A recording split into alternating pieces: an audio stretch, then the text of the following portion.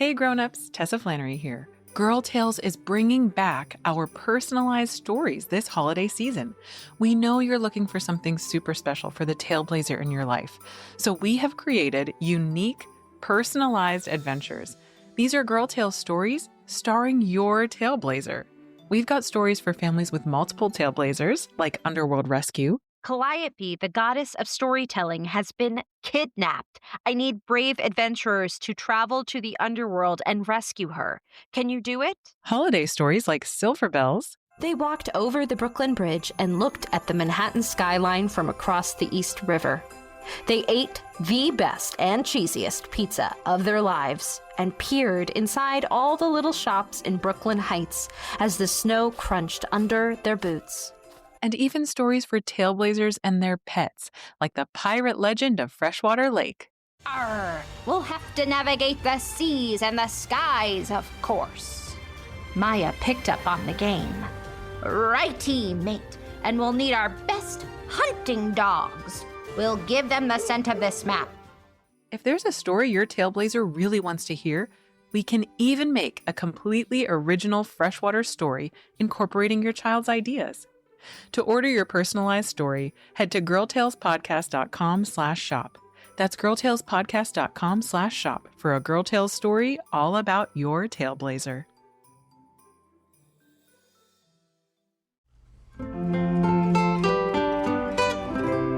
Hey Tailblazers, I'm Rebecca Cunningham, and this is Girl Tales, a kids podcast packed with girl power and stories where every child's voice matters.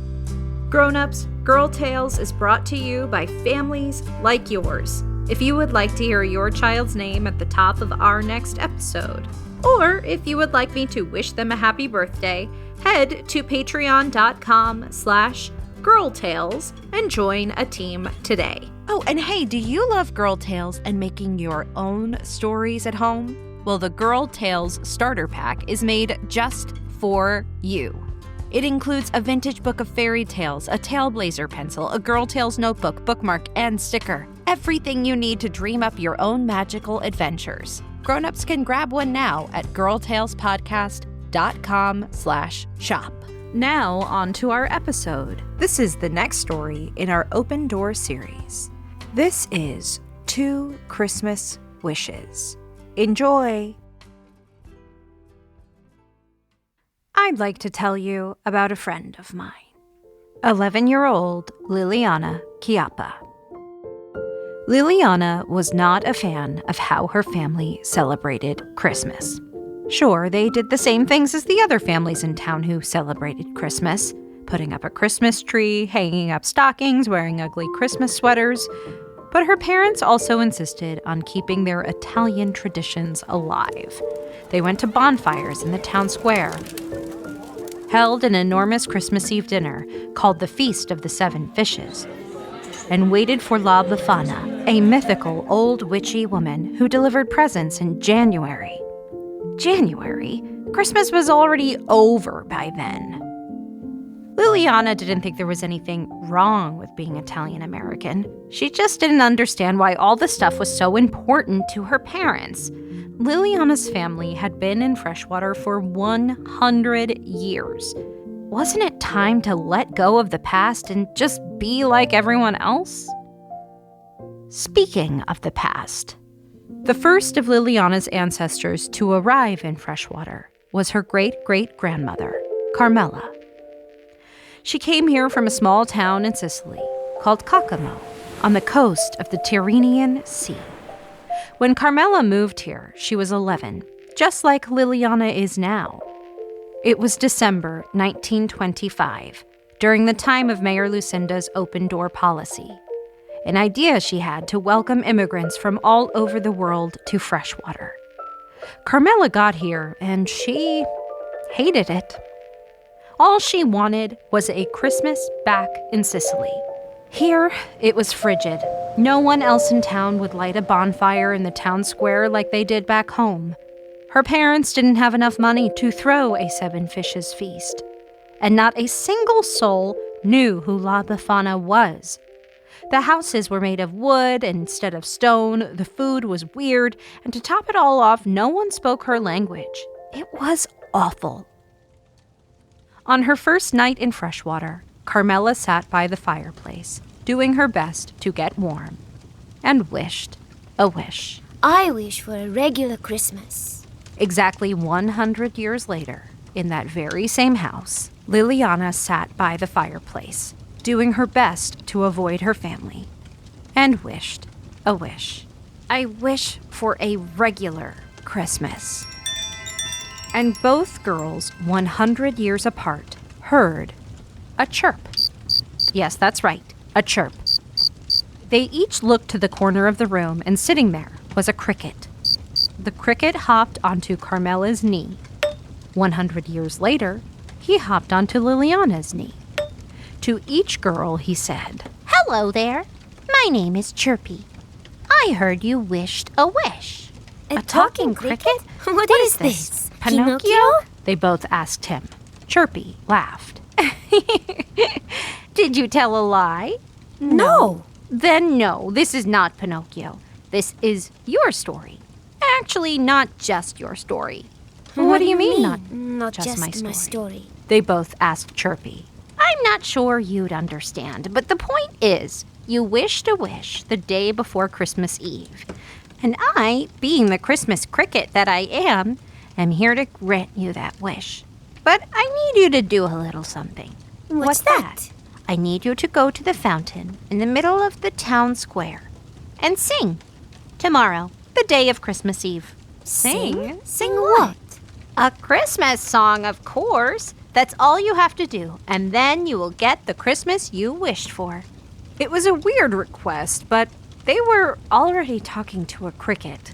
Might as well lean into it. Carmela and Liliana agreed to Chirpy's proposal. Chirpy hopped back into a dark corner of the room, and the girls went to bed in the same bedroom, only 100 years apart.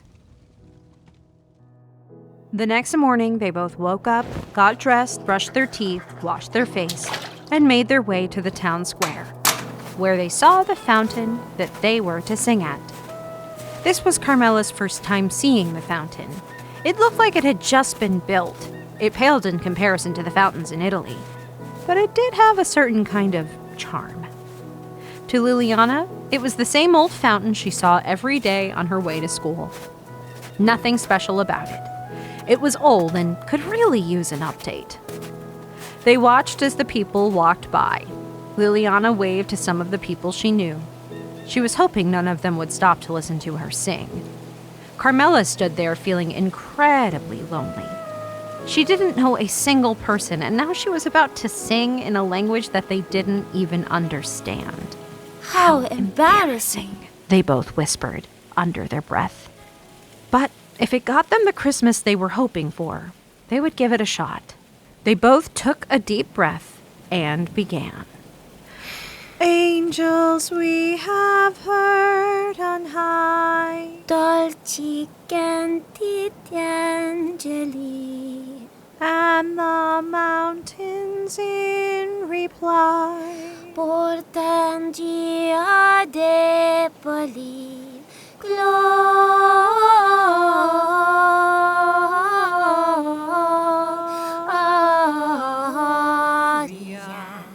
in excelsis Deo, Gloria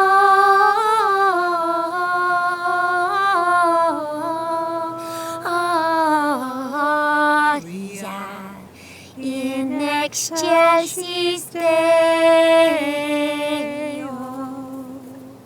As they sang the last line, a breeze went past, and snowflakes started to fall.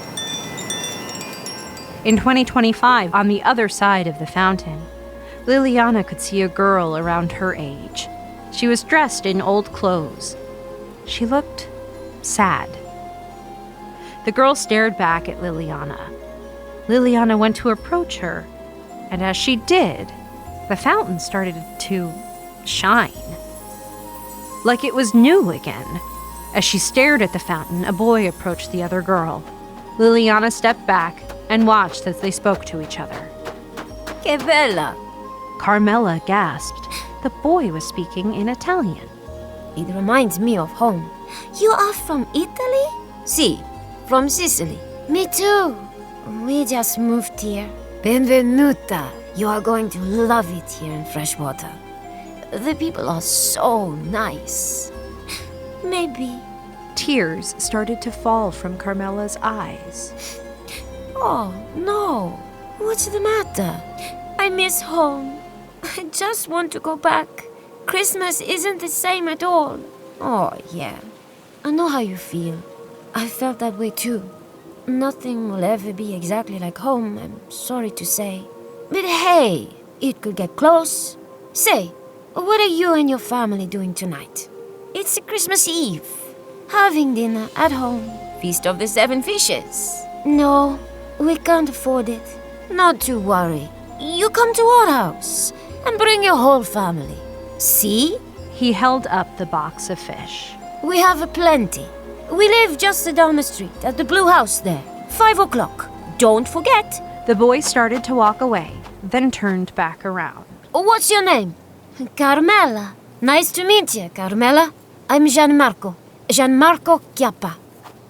Carmela? Gianmarco Chiappa? That's weird. Those were the names of her great-great-grandparents. What a coincidence. She went to approach Carmela, but then another breeze blew past, and with it, Carmela disappeared. How strange. Liliana ran home. She wasn't sure why she was running, but she felt she had to get home and fast. As she got closer to her house, she could smell her dad's cooking through the windows. He'd spent weeks preparing for tonight, the Feast of the 7 Fishes. There was fried calamari, mussels and red sauce, linguine alla vongole. The list goes on. And it smelled so good. Liliana walked through the door, saw her family frantically moving around the house, preparing for that evening. She took a deep breath in and said, "Que bella. It reminds me of home." Liliana got her wish, thanks to Chirpy the Christmas Cricket and Carmela and Gianmarco. All she had wanted was a regular Christmas. But she realized that this was her regular Christmas. She hung stockings and waited for Santa, of course, but she also walked arm in arm with her parents on her way to the bonfires in the town square. When January came, she waited for La Befana, who Liliana realized was a lot cooler than just an old witchy woman. She was magical and she flew on a broom. This was how her family celebrated, and it was awesome. She didn't want to let go of the past. It was a part of her. In 1925, Carmela got her wish too, and for many Christmases to come after that. Her family celebrated with the Chiappas every year, and then she herself became a Chiappa. They weaved Italian traditions and American traditions together. It wasn't exactly like back home, but this was her new home, one that she would come to love.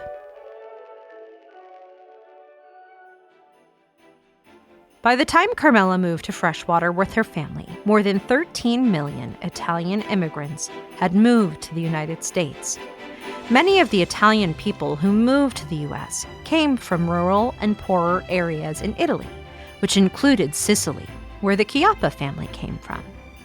They moved to the United States in search of a better life, and when Italian immigrants got here, they helped to build the infrastructure of America. That's the roads, the railroads, tunnels, and dams. They became shoemakers, masons, and barbers.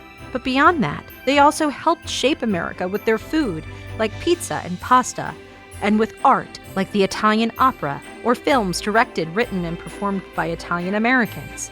Italian Americans have made an invaluable impression on America, its culture, and its people.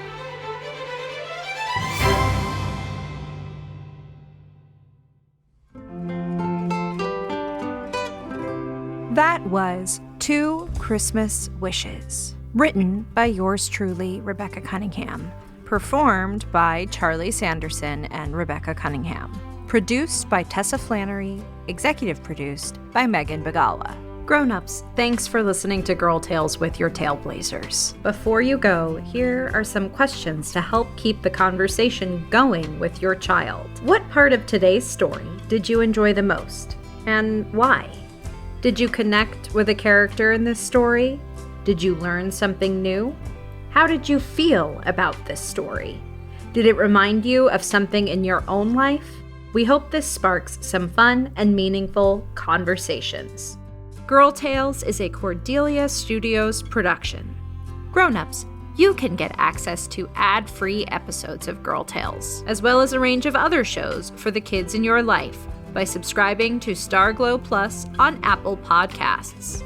if you'd like to hear me narrate the original stories of Alice's Adventures in Wonderland, The Wonderful Wizard of Oz, or Rebecca of Sunnybrook Farm, head to patreon.com/girltales and join Team Sunnybrook or above. Don't forget to subscribe, rate, and review wherever you get your podcasts. And hey, if you loved this story, share it with a friend. Oh, and remember, I believe in you.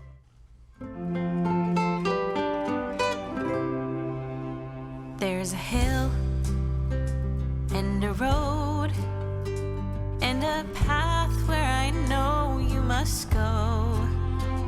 Through the sun, wind, rain, or snow. But wherever you venture, you can always come home. 'Cause I trust your heart, I trust my heart, and I trust your mind, I trust your mind, and I trust the friends, I trust the friends I know you will find o'er the hill and on the road. So off you